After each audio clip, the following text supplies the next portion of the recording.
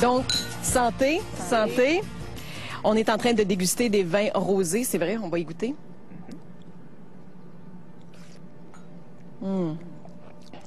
Vraiment délicieux. Orpailleur 2009, bien sec, très agréable. Un vin peut-être d'apéro, mais le fait que ce soit sec, donc pas sucré du tout, pourrait devenir un compagnon extrêmement agréable. Alors, ce que je vous ai apporté, parce que l'auberge West Brom fait partie des activités brunch. Alors, Stéphane Charpentier à l'auberge nous a préparé 2 petites bouchées. La plus intéressante, un blini, un petit saumon fumé maison, fromage à la crème à la nette, petit caviar et une petite algue. Alors, je t'invite, essaie, tiens. Ouais, c'est bon. Vas-y, entretiens-nous sur les rosés pendant ce temps-là, Benoît. Alors, on va voir l'arrimage gustatif très intéressant avec... Non, commence par la bouchée, t'en as déjà pris une. Annie, si tu veux bien. Côté accord mais vin, donc une prestance très intéressante si on a des fruits de mer, parce que on a un produit qui est agréable. On a triché avec le petit côté caviar. On va chercher des saveurs très très subtiles, très intéressantes, et on fait un accord qui est très dynamique au niveau de la bouche, au niveau de l'arrimage gustatif. Il y a quelque chose qui se passe qui est fabuleuse. Moi, je t'invite tout de suite. Tiens, prends le deuxième. Okay. Le deuxième, là, on a vraiment un rosé de gastronomie. Je disais tantôt, il y a des rosés de soif, il y a des rosés de gastronomie. Là, le deuxième, on arrive avec quelque chose de conséquent, de plus charnu, de beaucoup plus agréable. On est sur les notes de fruits rouges, beaucoup plus intenses. Et là, on est capable donc d'aller accorder ça à table avec, entre autres, on fait des grillades. On travaille le poulet, on travaille la volaille, on travaille le filet de porc. On va juste donner une petite note, peut-être un peu de sucrosité dans notre marinade. Et on va faire un accord extrêmement fabuleux avec ça. Ce qui nous permettra par ailleurs de servir un vin et on sera pas gêné de le mettre sur la glace, mais pas trop froid.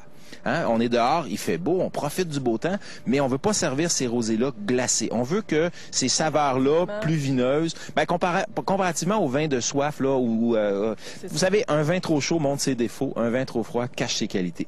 Moi, je vous invite toutes les deux à goûter le troisième. Alors, le deuxième, c'était le domaine Les Bromes, un magnifique cuvée, c'est à base de Céval Noir puis de Maréchal Foch.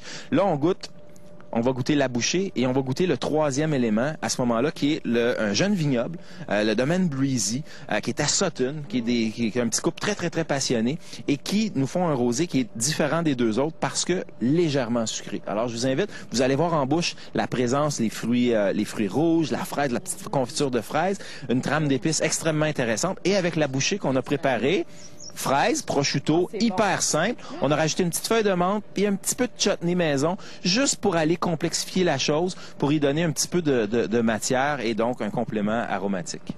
Benoît, c'était vraiment un délice incroyable.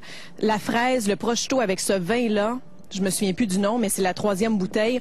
Ça, là, c'était vraiment incroyable. C'était délicieux. Et c'est le genre d'accord qui va être représenté lors des brunchs du 30 mai et du 6 juin? Absolument. Et les rosés sont des passe-partout au niveau gustatif. On pense qu'on prend juste ça à l'apéro. Au contraire, on met ça à table. On va trouver une espèce de compromis pour les gens qui veulent manger de la volaille, mais qui sont pas très blancs. On est capable de faire des arrimages et fiez-vous à vos propres goûts. Hein? Amusez-vous. Bon, ben c'est ça. Donc, amusez-vous aujourd'hui, amusez-vous en fin de semaine et nous, on se retrouve la semaine prochaine. Bye bye.